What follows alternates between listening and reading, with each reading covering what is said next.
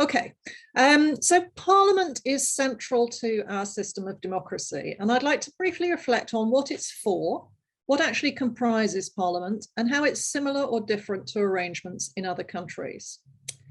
I suggest that there are four key things that Parliament does. The first is representation. Members of Parliament, or MPs, are elected from every corner of the UK to go to Westminster and have their voices heard. Each constituency of around 70,000 people elects one MP, and MPs will often try and express the interests of their constituents or local areas in Parliament. MPs also nearly all represent political parties, so they voice political party views as well. And in both of these ways, because individual citizens vote for MPs and for political parties, it's often said that Parliament performs a linkage function, linking between citizens and the system of government. This is a key part of what we call representative democracy, that MPs and other elected politicians act on citizens' behalf. The second role of Parliament is holding government to account. As Alan's indicated, the government is only the government on the basis that it can command the support or the confidence of the House of Commons. This means MPs also ultimately have the power to remove the government via a no confidence vote. That happens very rarely, but it does mean the government needs to be careful to explain itself to Parliament. Through various mechanisms, which we can discuss more at the next weekend of the Assembly, Parliament can hold the government publicly accountable for its actions, asking questions, demanding explanations, and making suggestions for change. Third, and as a special case of government accountability, Parliament's approval is required for legislation. That means that if the government wants to change the law, it presents a proposal in the form of a bill to Parliament, which is debated and voted upon. The House of Commons has to approve the change. The House of Lords, in most cases, has less power and can be overruled by the House of Commons. There are some exceptions to this pattern of government bills. Government can also propose smaller legal changes which require less attention in Parliament. Parliament itself can also propose bills, but mostly it's only bills proposed by government that actually become law. The fourth function of Parliament is less about direct power and more about being a public forum that represents the nation.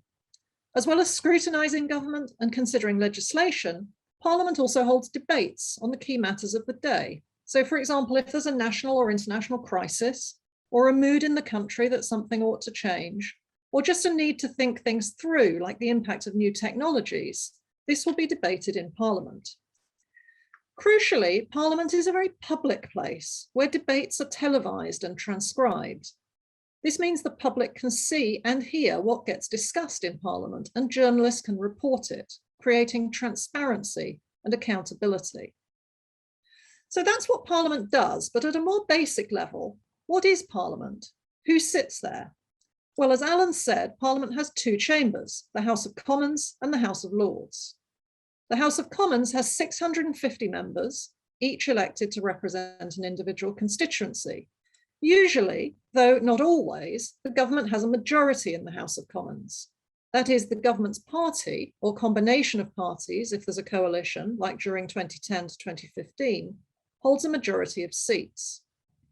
That party majority can mean that the government finds it fairly easy to win votes in the House of Commons. The House of Lords, in contrast, isn't elected. It has around 800 members, most of whom have been appointed by successive prime ministers to sit for life. A key difference between the chambers is that the government doesn't hold a majority in the House of Lords. That's partly because there are around 200 members who don't sit for a political party. The Commons, as I've already referred to, is significantly more powerful than the Lords. It can vote the government out of office and must vote for bills before they become law.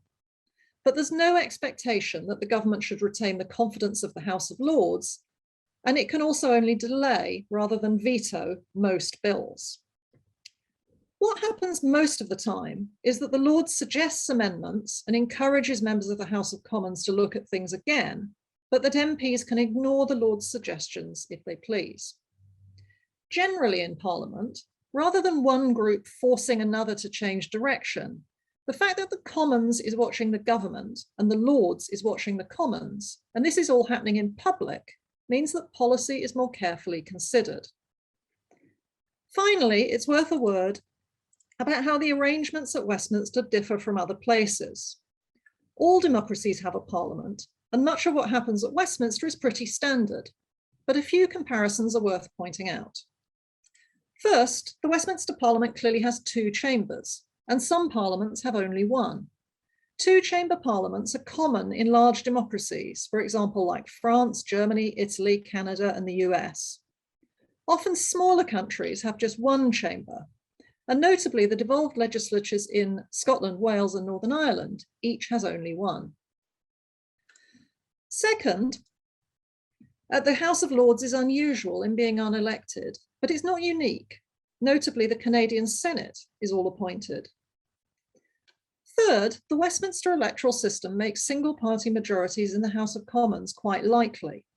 In contrast, European countries using more proportional electoral systems are often governed by coalitions. And coalition or minority government, as Alan said, is the norm in Scotland, Wales, and Northern Ireland. Fourth, the electoral system also creates a strong link between individual MPs and their constituencies, which is less the case in most countries using proportional systems. And finally, the Westminster Parliament is large, and the House of Lords particularly so. Places like Germany and France also have large parliaments, though their second chambers are much smaller than the Lords. Whether having a large parliament is a good thing or not is arguable. On the one hand, it can look inefficient. On the other hand, it increases the diversity of voices and means that constituencies are smaller, so that MPs may have more time to be responsive to local citizens. So that's absolutely in a nutshell some of the key points about the Westminster Parliament. I hope we'll go into a bit more detail in 2 weeks' time, but that's given you a flavour for now.